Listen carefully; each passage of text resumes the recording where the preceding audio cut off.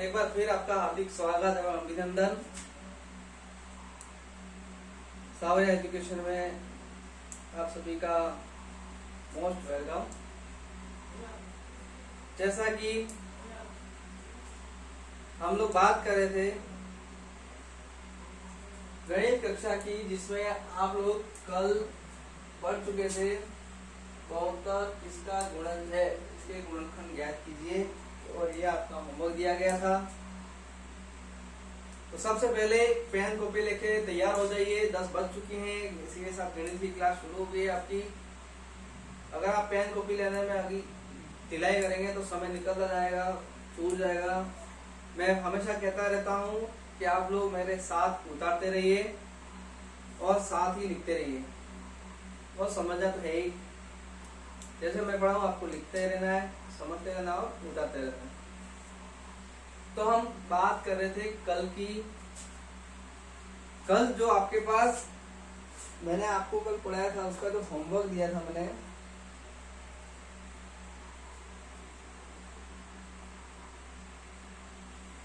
वो होमवर्क जो दिया था वो दिया था आपका बहुतर किसका गुणज है, इसके गुणनखंड ज्ञात कीजिए। यानी आपको मल्टीपल्स और फैक्टर, ये दो चीजें आपको समझाई गई थी कल। फैक्टर्स यानी गुणनखंड हिंदी मीडियम में, मल्टीपल्स यानी गुणज। गुणनखंड और गुणज ये आप लोगों ने सीखे थे, उसका एक होमवर्क दिया था बहुत ही। तो आपने पहले उसका अभ्यास किया होगा, वापस जो मैंने पढ़ाया वो आपने पढ़ा होगा, तभी आप लोगों को ये चीज समझ में आई होगी। अगर फिर भी अगर ये होमवर्क किसी ने नहीं किया है तो एक बार फिर देख लीजिए। बहुतर किसका गुणज है, ये 72 जो है वो किसका गुणज है, किसका मल्टीपल है, और इसके फैक्टोरियल क्या है, इसके फैक्टर क्या है, इसके गुणनखंड क्या है। तो सबसे पहले बहुतर किस किस का गुणनखंड है, तो ध्यान दीजिए। जिसका इसमें डिवाइडेशन होगा, जिसका भाग पूरा पूरा चला जाएगा, वो इसका गुणनखंड होगा। ठीक है, कौन गुणनखंड होता है, जिसका पूरा भाग जाता है, जिसको आप गुणे के रूप में लिख सकते हैं। दो संख्या जिसको गुणे के रूप में लिख सकते हैं। दो चीजें याद रखिए आपने, एक तो भाग पूरा जाना चाहिए, दूसरा गुणे के रूप में आप लिख सकते हैं और उसके टेबल में आना चाहिए।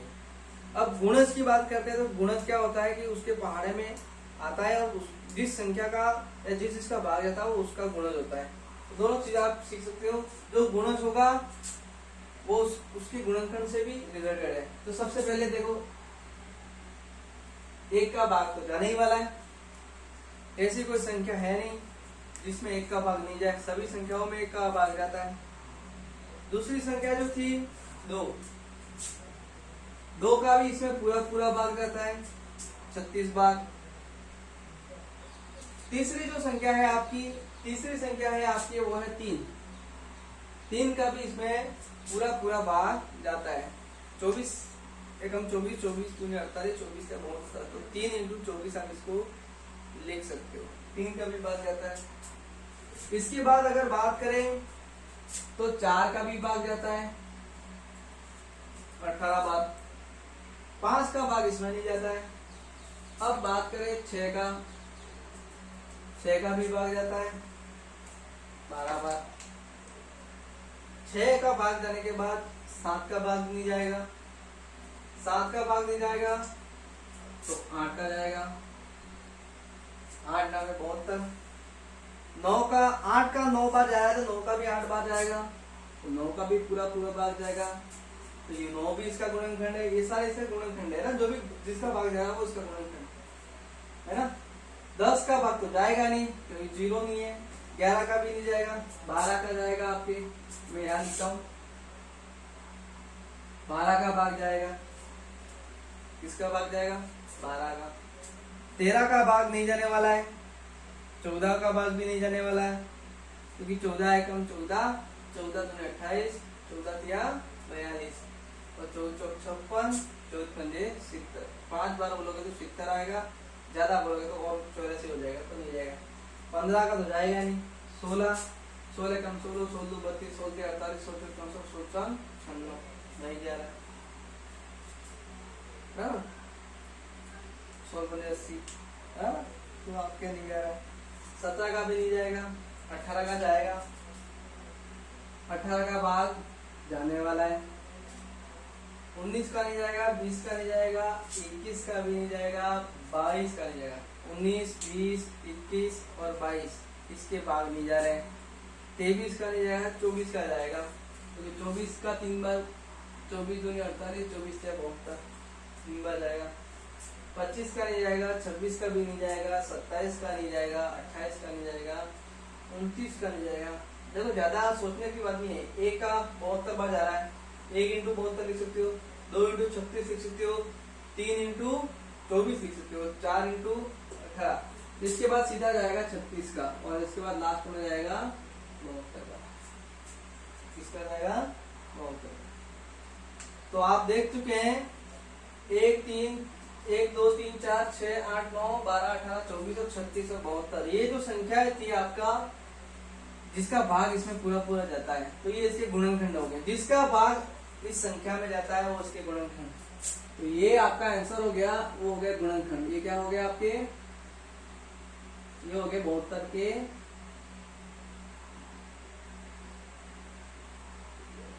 गुणनखंड। एक आंसर हो गया पहला, 72 के गुणनखंड, मतलब सारे आ गए ना, ये इसी इसकी बात चल रही है, ये यहाँ से ये भी आ गए, ये भी आ गए ना सारे, ये सब आ गए, ये सब आ गए आपके 72 के गुणनखंड। ये 72 के फैक्टर हो गए सारे। जिसका भी डिवाइडेशन पूरा पूरा जाता है वो उसका क्या कहलाता है? जिसका भी डिवाइडेशन जाता है वो क्या कहलाता है? गुणनखंड। ये 72 के क्या हो गए? 72 के फैक्टर। ठीक है, अब हम बात करते हैं 72 किसका गुणन है। अब किस किस के टेबल में आता है, यानी किसका मल्टीप्लाई करके निकाल सकते हैं। तो देखो 72 किसका दो का भाग जाना ना, 2 के मल्टीपल में आते हैं, 3 का आता है, 4। तो ये गुणनखंड भी हो गए, ये तो इसके गुणनखंड है, और 72 के किसका गुणज है? 72 सबका गुणज है। ठीक है, तो यहां लिखता हूं दिए गए सभी, या दी गई, एक काम करो, दी गई, तो दी गई सभी संख्याएं जो 72 के गुणनखंड हैं,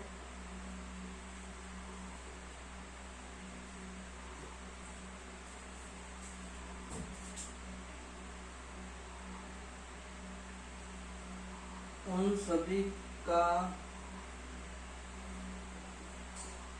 गुणज है। ये आपका आंसर हो गया पूरा।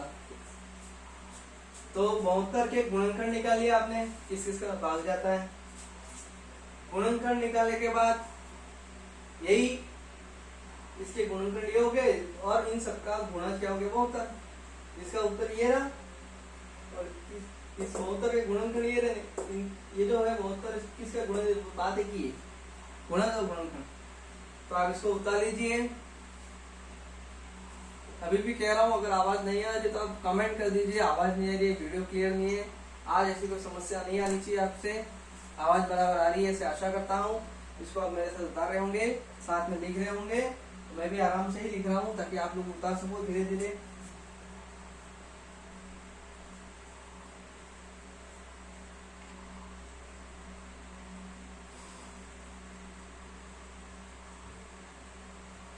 आवाज आ रही?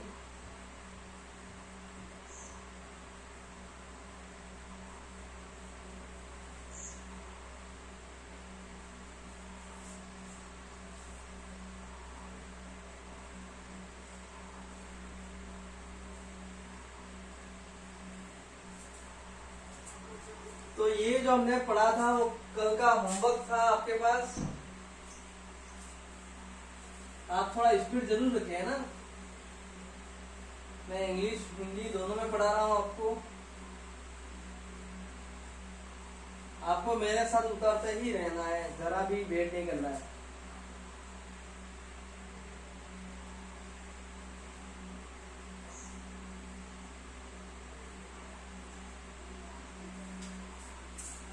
अब हम बात करते हैं, अगर हम बात करें गुणज और गुणनखंड, तो उसके अंदर एक चीज और आती है जिसको आप बोलते हो, जैसे गुणज होता है, गुणनखंड होता है, वैसे होता है सार्वगुणनखंड।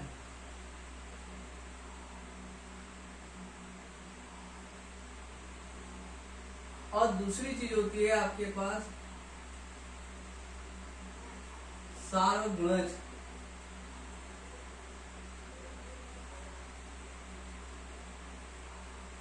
अगर इंग्लिश में बात करें, कॉमन फैक्टर।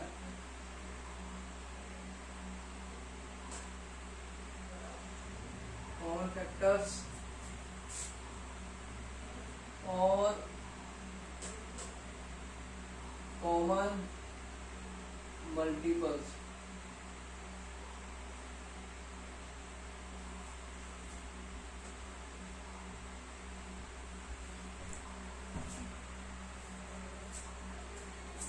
तो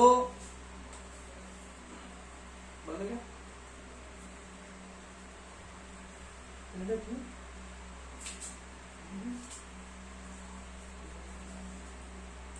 तो जैसे कि हम बात कर रहे थे,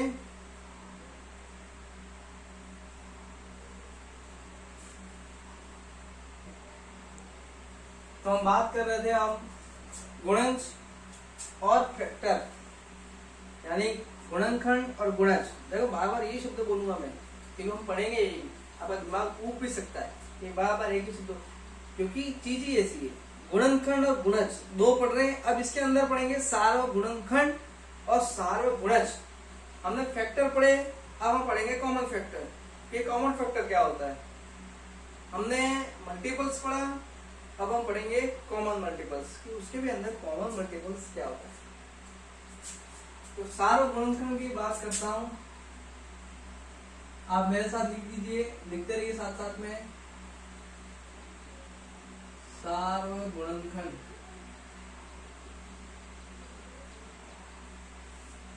जिसको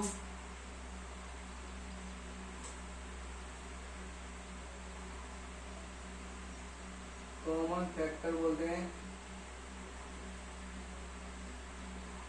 ठीक है, कॉमन फैक्टर क्या होता है? तो कॉमन फैक्टर की बात करो, यदि दो संख्याओं, दो या दो से अधिक है ना, दो या दो से अधिक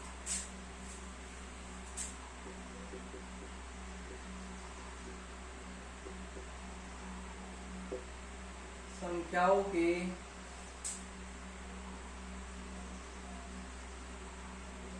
गुणनखंड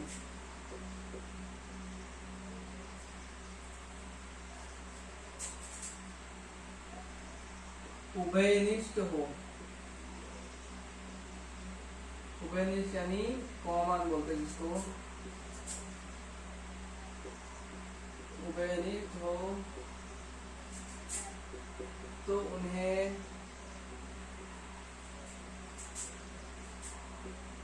सार्वगुणनखंड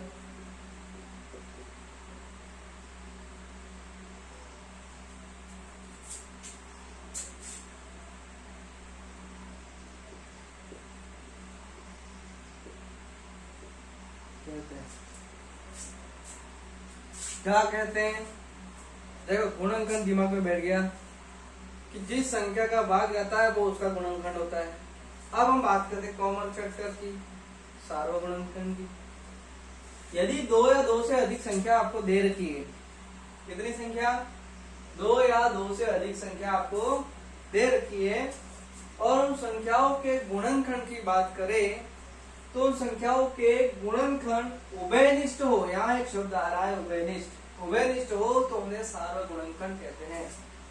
यदि दो या दो से अधिक संख्याओं के गुणनखंड उभयनिष्ठ हो, इंग्लिश में कॉमन बोलते हैं। क्या बोलते हैं? कॉमन। तो उन्हें सार्वगुणनखंड कहते हैं। अब पहली बात, उभयनिष्ठ और सार्व का मतलब, दोनों का मतलब एक ही होता है। सार्व का मतलब भी वही है और उभयनिष्ठ का मतलब भी वही है। क्या है वही? दोनों का मतलब एक ही है। क्या है? कॉमन। कौन सा मान? कॉमन। सार्वगुणनखंड जो होता है, यदि दो या दो से अधिक संख्याओं के गुणनखंड उभयनिष्ठ हो यानी कॉमन हो। आपको तीन संख्या दी, तीनों के मल्टीपल फैक्टर निकाल देने, गुणनखंड निकाल देने आपको। तीनों के गुणनखंड निकालने के बाद आपको देखना है कि क्या तीनों संख्याओं का गुणनखंड है, तो वो कहलाएगा आपका common factor. Common factor means numbers factor which comes in every numbers factors line, यानी सभी संख्याओं के गुणनखंड के अंदर आ रहा हो, सब में आ रहा हो, सार्व उभयनिष्ठ सबके अंदर आ रहा हो, ऐसा गुणनखंड सार्वगुणनखंड या कॉमन फैक्टर कहलाता है। जैसे कि बात करते हैं, हम एग्जांपल ले लेते हैं, उदाहरण ले लेते हैं। जैसे एग्जांपल, अगर एग्जांपल की बात करूं मैं, जैसे मैं ले लेता 24 और एक ले लिया मैंने मान लीजिए 27। अब 27 और 24, अब देखो बात करता हूं मैं। 24 की बात करूं तो 24 क्या होगा? 24 क्या होगा? तो 24 की अगर बात करें तो 24 जो है उसमें कौन कौन सी संख्याओं का गुणा जाता है? तो सबसे पहले 2 का जाएगा, किसका जाएगा? 2 का भाग जाएगा, तो 2 उसका गुणनखंड हो गया। पहले गुणनखंड निकाल लेते हैं। गुणनखंड निकालने के बाद हम निकालेंगे उसका कॉमन फैक्टर। तो 24 में किसका भाग जाता है?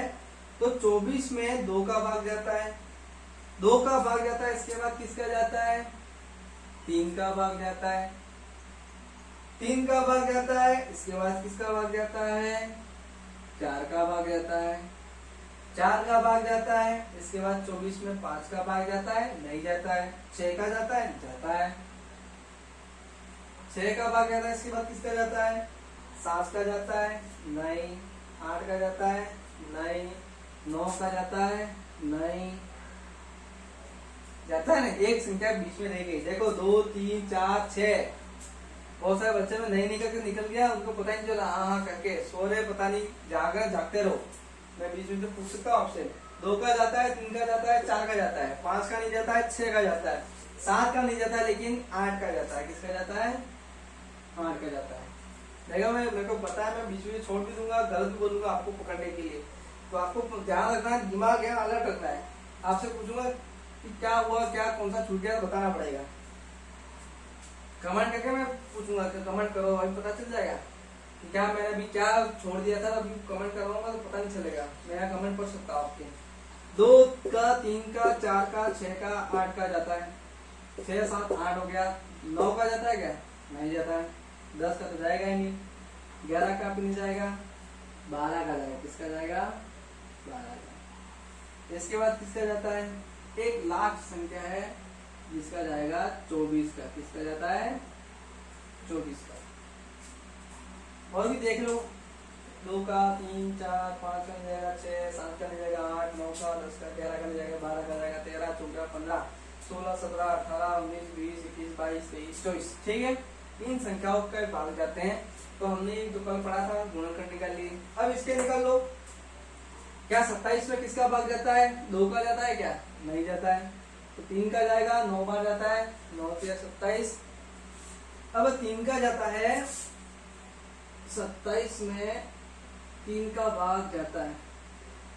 अब किसका जाएगा? 4 का जाएगा। जाएगा कितनी बार जाएगा? जाएगा जरूर, पूरा नहीं जाएगा, इससे नहीं जाएगा, पूरा भाग जाना चाहिए, है ना। भाग तो जाएगा, पूरा जाना चाहिए। जीरो आता है रिमाइंडर, रिमाइंडर 0 आना चाहिए, शेष पर 0 आना चाहिए। तो 3 के बाद सीधा 4 5 6 का भी नहीं जाएगा, 4 का 5 का 6 का नहीं जाएगा, 7 का भी नहीं जाएगा, 8 का नहीं जाएगा, सीधा जाएगा 9 का। किसका जाएगा? 9 का। 10 का नहीं जाएगा, 11 का भी नहीं जाएगा, 12 का नहीं जाएगा, 13 का नहीं जाएगा, 14 का भी नहीं जाएगा, 15 का नहीं जाएगा, 16 17, 18, 19, 20, 21, 22, 23, 24, 25, 26 और लास्ट में जाएगा 27 का। इसका जाएगा 27 का।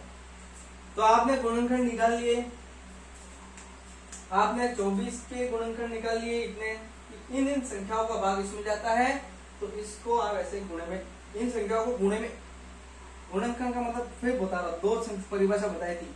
एक तो भाग जाता है वो संख्या, और इन संख्याओं को आप गुणे के रूप में व्यक्त कर सकते हो। 24 को आप 2 इंटू गुणा किसका गुणा करोगे? 12 का। 2 इंटू 12 का गुणा 24 हो रहा है, 3 इंटू 8 का गुणा 24 हो रहा है, 4 इंटू 6 का गुणा 24 हो रहा है, और 1 इंटू 4 का गुणा भी 24 हो रहा है। तो गुणे के रूप में व्यक्त कर सकते हैं, छोटी छोटी संख्याओं के रूप में। दूसरी बात, उनका भाग जाना चाहिए, जिसका पूरा भाग चला जाए उसका गुणनखंड। ये संख्या से गुणनखंड, ये भी से गुणनखंड। अब हम पढ़ के आ रहे हैं, यहाँ पे हम पढ़ रहे कॉमन फैक्टर, सार्वगुणनखंड। सार्वगुणनखंड क्या होता है? जो दोनों में आता है। देखो, क्या 2 इसमें आ रहा है? नहीं आ रहा है। 3 इसमें आ रहा है, इसमें भी आ रहा है, तो ये हो गया आपका 3, दोनों में आ रहा है। किसमें आ रहा है?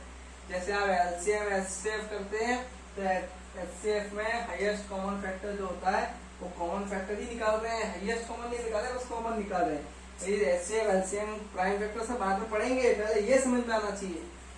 अब 4 इसमें आ रहा है लेकिन इसमें नहीं आ रहा है, 6 इसमें आ रहा है, इसमें नहीं आ रहा है, 8 आ रहा है, इसमें नहीं आ रहा है, 12 आ रहा है, इसमें नहीं आ रहा है, 24 इसमें आ रहा है लेकिन इसमें नहीं आ रहा है, 9 इसमें आ रहा है लेकिन इसमें नहीं आ रहा है, 17 इसमें आ रहा है लेकिन इसमें नहीं आ रहा है। मतलब अब कोई संख्या ऐसी नहीं है जो दोनों में आ रही है। तो यहाँ पे जो सार्वगुणनखंड हो गया आपका, कॉमन फैक्टर जो हो गया आपका, जो कॉमन फैक्टर हो गया जिसको आप सार्वगुणनखंड बोलते हैं, यानी किसके? 24 व 27 के सार्वगुणनखंड। देखो, 24 और 27 के सार्वगुणनखंड कितने हो गए? 3। एक ही संख्या है जो दोनों में आ रही है। तो आप इसको लिख दीजिए, फिर इसके बाद हम एक और सवाल करेंगे, और 2-3 सवाल करेंगे, आपको समझ में आ जाएगा। एक सवाल काफी है, एक और सिखा दूंगा, समझ में आ जाएगा, बहुत सरल है। चलिए,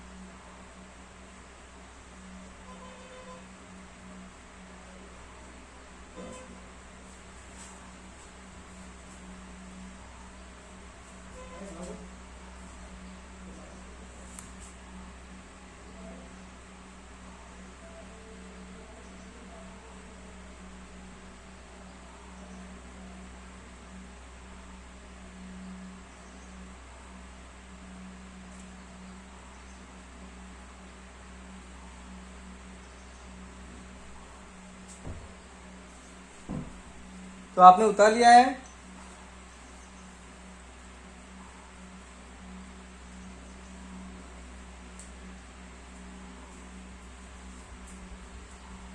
अब बात करते हैं हम लोग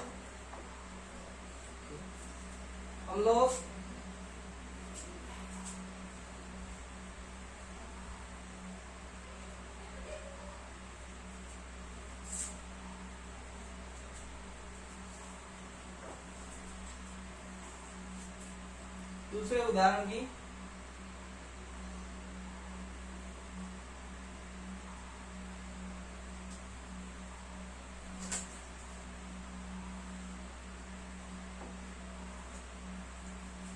ये मिट गया, मैं इसको वापस लिख देता हूँ। आवाज आ रही है क्या बराबर? वहां सभी बच्चे एक बार बता दें कि आवाज आ रही है कि नहीं आ रही है। इशारा कर दे सभी लोग, मुझे कमेंट में लिख दे आवाज आ रही है। आवाज आ रही है क्या बराबर? देख ले, अभी किसी ने कमेंट किया था आवाज नहीं आ रही है, तो मैं फिर पूछा हूँ क्या आवाज आ रही है। ठीक है, कमेंट 2 लोगों का हाँ आ गया है, चौथे लोगों का भी आ गया, 4 लोगों का भी यस आ गया है। ये आप लोग नहीं देख पाओगे, मैं ही देख पाऊंगा कमेंट की।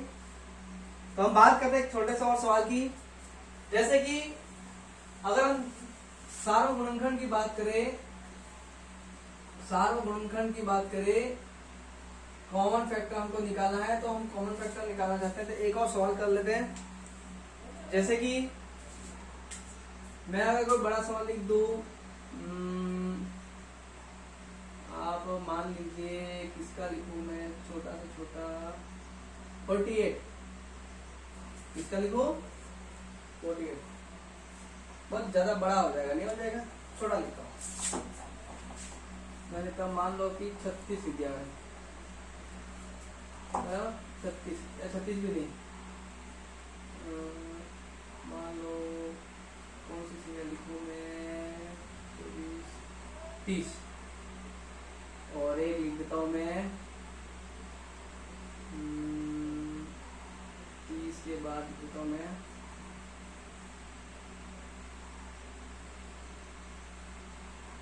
30 और 12, छोटा छोटा आपको समझ में आया ऐसा लिखूं। बड़ी संख्या लिखूंगा तो गुणनखंड आ जाएंगे। क्या काम कीजिए, आपको बड़ी लिख दीजिए, ठीक है। एक तो 72 लिख दीजिए जो कर दिया था मैंने, और एक आप लिख दीजिए 48, ठीक है, चलेगा। अब क्या करें, तो संख्या दिमाग फिर समझ में आना चाहिए। देखो शुरू कहाँ से करना आपको, यहाँ से। देखो 72 में किस किस का बार जाएगा, 2 का जाएगा, 3 का जाएगा, 4 का जाएगा, 6 का जाएगा, 8 का जाएगा, 9 का जाएगा, ठीक है, 9 का जाएगा। इसके बाद 10 का नहीं जाएगा, 11 का नहीं जाएगा, 12 का जाएगा, 13, 14, 15, 16, 17, 18, 19, 20, 21, 22, 23, 24, 25, 26, 27, 28, 29, 30, 31, 32, 36 और इन संख्याओं के बाद जाएंगे। बराबर 48 में किसका जाएगा, तो 2 का डिवाइडेशन जाएगा पूरा कंप्लीटली, ये हमारे साथ 0 होना चाहिए। इसके बाद 3 का भी डिवाइड होगा, भाई जिसका डिवाइडेशन होता है वो संख्या लिख दो, वो उसके गुणनखंड हो गए, ये फैक्टर हो गए सब।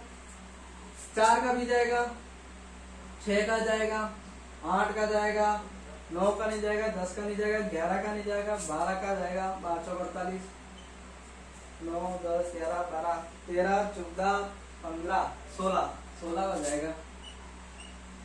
16 के बाद 17 का नहीं जाएगा, 18 का नहीं जाएगा, 19 का नहीं जाएगा, 20 का नहीं जाएगा, 21 का नहीं जाएगा, 22 का नहीं जाएगा, 23 का नहीं जाएगा, 24 का जाएगा। किसका जाएगा, 24 का। और अंतिम में जाएगा 48 का। किसका जाएगा, 48 का। अब आप देख लीजिए कौन सी संख्या है जो दोनों में आती है। देखो 2 इसमें भी है, 2 इसमें भी है, गोला घुमा दो, आप उतारते रहिए साथ में और समझते रहिए। 3 इधर भी है, इधर भी है, ये आपका एग्जांपल है दूसरा।